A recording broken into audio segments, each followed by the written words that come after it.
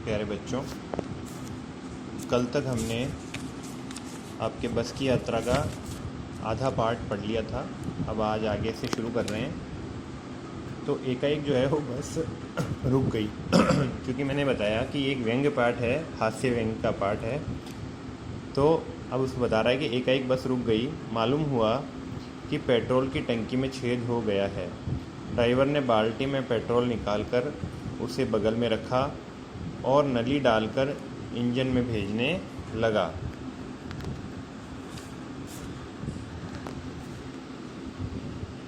अब मैं उम्मीद कर रहा था कि थोड़ी देर बाद बस कंपनी के हिस्सेदार इंजन को निकालकर गोद में रख लेंगे और उसे नली से पेट्रोल पिलाएंगे, जैसे माँ बच्चे को मुंह में दूध की शीशी लगाती है। अब ये देखो, ये व्यंग्य है कि भाई बस की हालत इतनी ज़्यादा ख़राब थी कि अब ये उस पर व्यंग कर रहे हैं। असल में हरिशंकर जी परसाई जो है व्यवस्था पर व्यंग्य करने वाले कवियों में या लेखकों में सबसे श्रेष्ठ माने गए हैं, क्योंकि उन्होंने जो है ना भारत में जो व्यवस्थाएं थी उस समय, उनके समय में उस समय इसी तरह की बसें होती थी, खटारा बसें। आज हम देख रहे हैं कि सुविधाएं कितनी बढ़ गई है, बसें भी अच्छी होती है।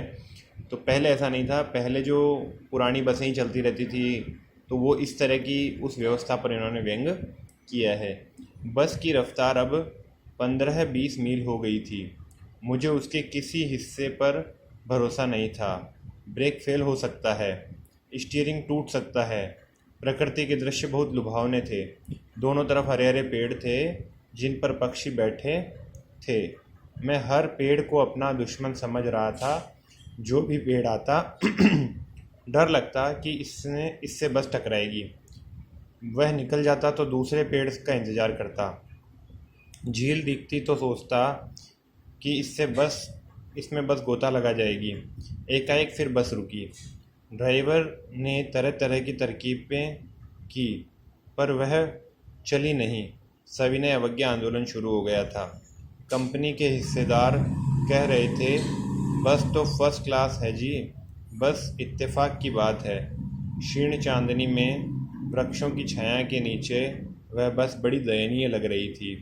लगता जैसे कोई वृद्धा थक कर बैठ गई हो, मतलब कोई बूढ़ी औरत थक कर के बैठ गई हो।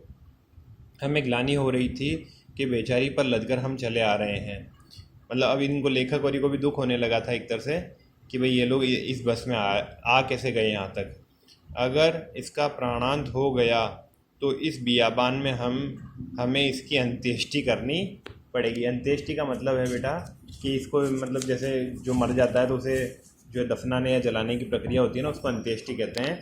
तो अगर ये आज मर गई बस, क्योंकि वो मरी हुई बस थी, है ना। हिस्सेदार साहब ने इंजन खोला और कुछ सुधारा। बस आगे चली।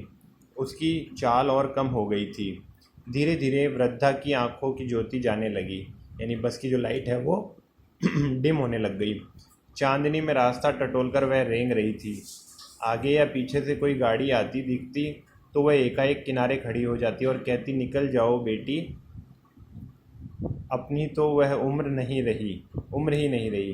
कहने का मतलब है कि बस जो है वो, उसकी हालत ये थी कि कोई दूसरी गाड़ी आते देख कर के बस पहले ही खड़ी हो जाती कि भाई तू आगे निकल जा पहले, मतलब कि दूसरी गाड़ियों को रास्ता दे रही थी।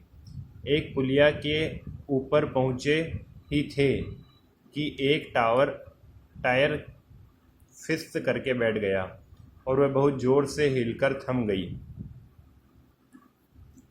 मतलब बस जो है वो बहुत ज़ोर से हिली और फिर थम गई। अगर स्पीड में होती तो उछलकर नाले में गिर जाती। मैंने उस कंपनी के हिस्सेदार की तरफ पहली बार श्रद्धा भाव से देखा। वह टायरों की हालत जानते हैं, फिर भी जान हथेली पर लेकर इसी बस में सफ़र कर रहे हैं। यानी कंपनी का मालिक भी ये जानता था, कंपनी के जो हिस्सेदार था उसमें, बस कंपनी में, वो भी ये जानता था। उसके बाद भी उस बस में वो सफ़र कर रहा था अपनी जान हथेली पे रख करके, ऐसी घटिया बस में जो एक्सीडेंट भी करवा सकती थी, है ना। उत्सर्ग की ऐसी भावना दुर्लभ है। यानी कि इतना सब कुछ पता होने के बाद भी अगर कोई व्यक्ति ऐसा कर रहा है तो ये बहुत ही आश्चर्यजनक चीज़ थी। सोचा, इस आदमी के साहस और बलिदान भावना का सही उपयोग नहीं हो रहा है ना। इसे तो किसी क्रांतिकारी आंदोलन का नेता होना चाहिए। अगर बस नाले में गिर पड़ती तो हम सब मर जाते।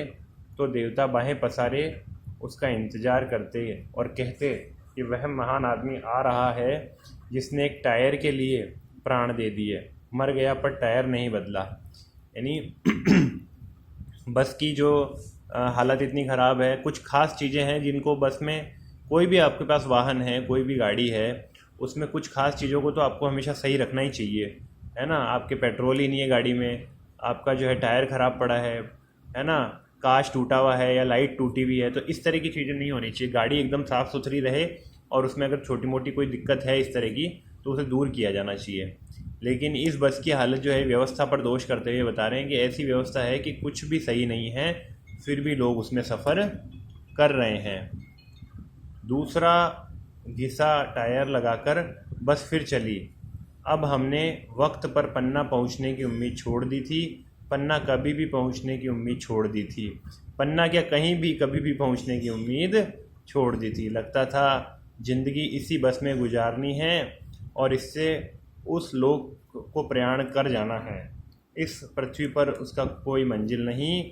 हमारी बेताबी तनाव ख़त्म हो गए, हम बड़े इत्मीनान से घर की तरह बैठ गए। चिंता जाती रही, हंसी मजाक चालू हो गया। हरिशंकर परसई। तो ये पाठ आपका पूरा हो गया।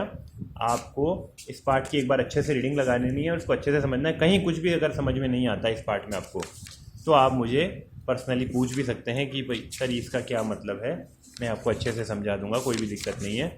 और इसको आप एक बार पढ़ लेंगे, एक या दो बार, तो आपको समझ में आ जाएगा। इस वीडियो को एक दो बार देख लेंगे, दोनों वीडियो को, तो भी आपको समझ में आ जाएगा।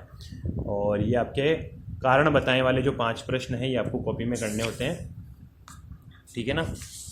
और इसके अलावा ये शब्दार्थ हैं, इनको एक बार आप पढ़ लेना, लिखना नहीं है कॉपी में, पढ़ लेना बस आप इनको। तो आज की वीडियो में इतना ही। थैंक यू बेटा।